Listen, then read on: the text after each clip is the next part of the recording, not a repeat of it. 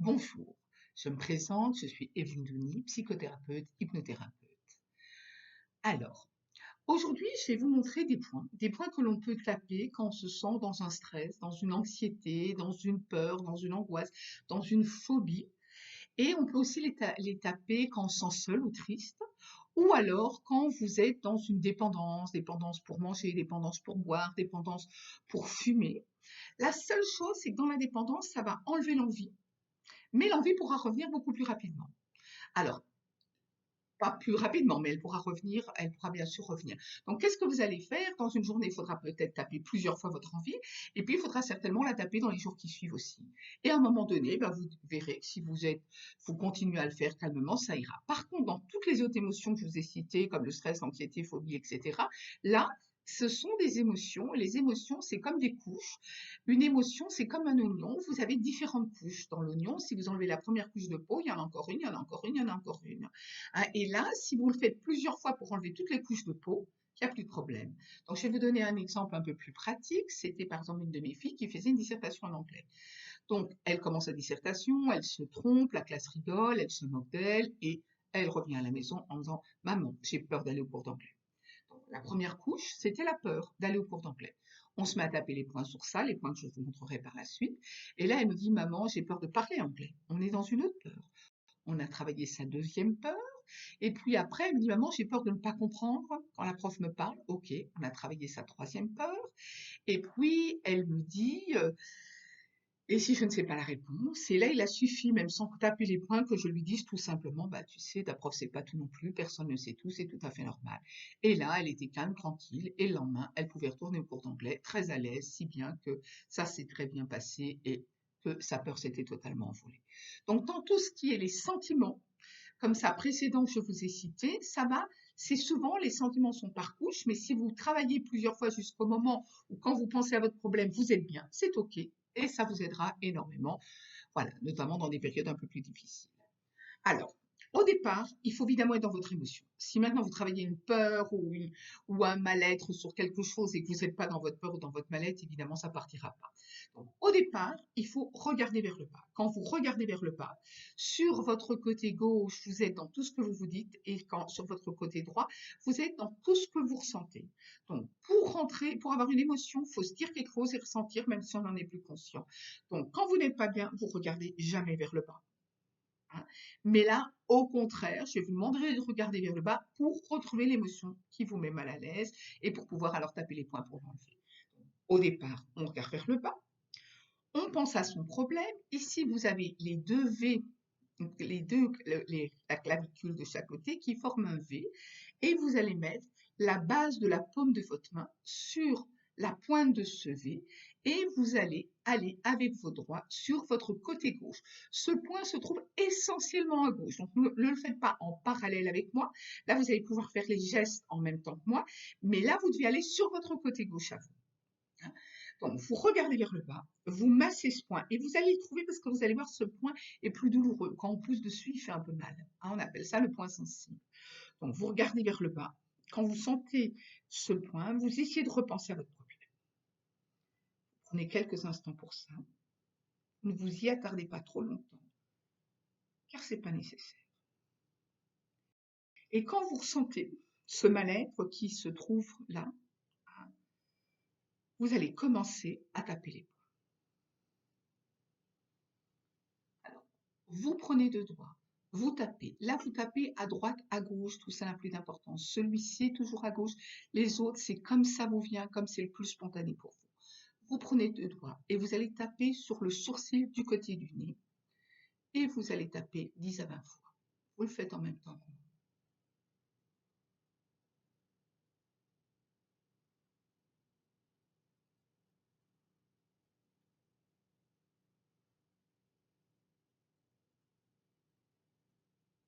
Vous n'allez pas taper en dessous de l'œil.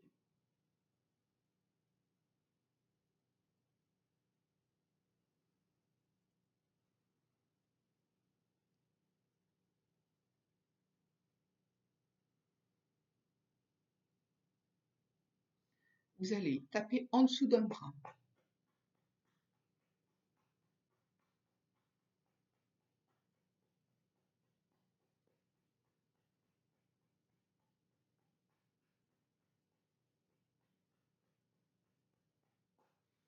vous allez taper en dessous du bas d'une des clavicules.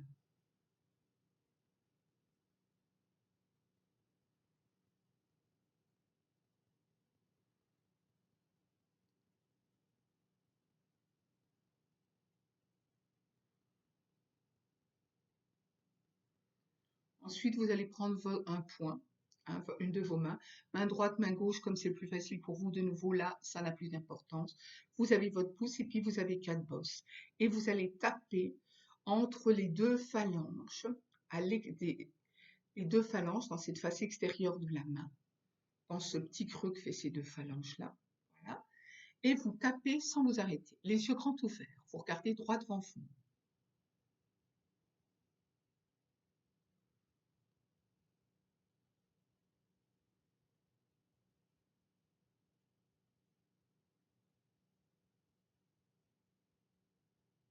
On ferme les yeux et on continue à regarder droit devant soi tout en tapant.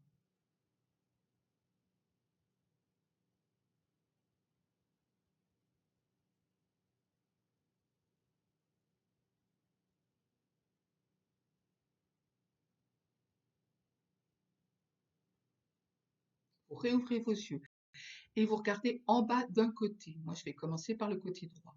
Donc, avec ces yeux, on continue à taper, mais on regarde en bas d'un côté.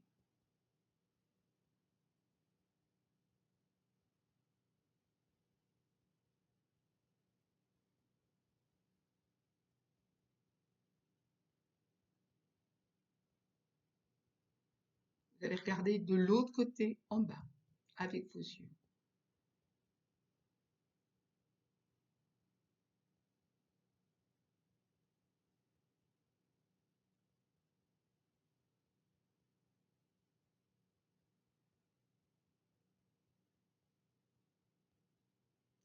Vous allez faire un cercle avec vos yeux dans un sens, toujours en tapant, et puis vous le ferez dans l'autre. On fait bien un cercle avec ses yeux dans un sens. La tête reste droite, les yeux tournent. Quand vous l'avez fait dans un sens, vous repartez dans l'autre sens.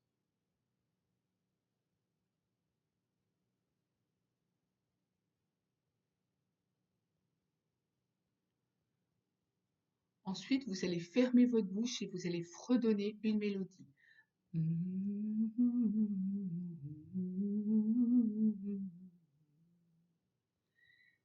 Donc, il est important que le son sorte. C'est la vibration qui est importante.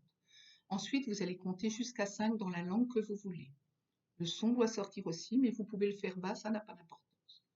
1, 2, 3, 4, 5. Ensuite, vous allez refredonner une mélodie, la même ou une autre.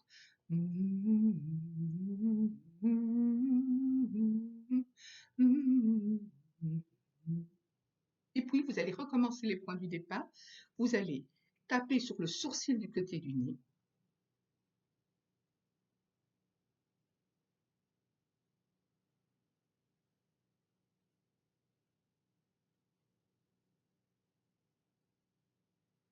Vous allez taper en dessous de l'œil.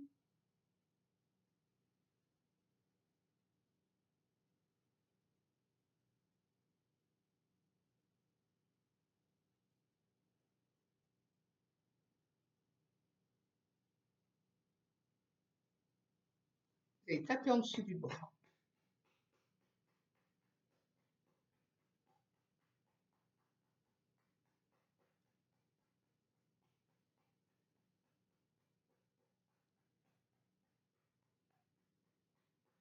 Et vous allez taper en bas de la clavicule.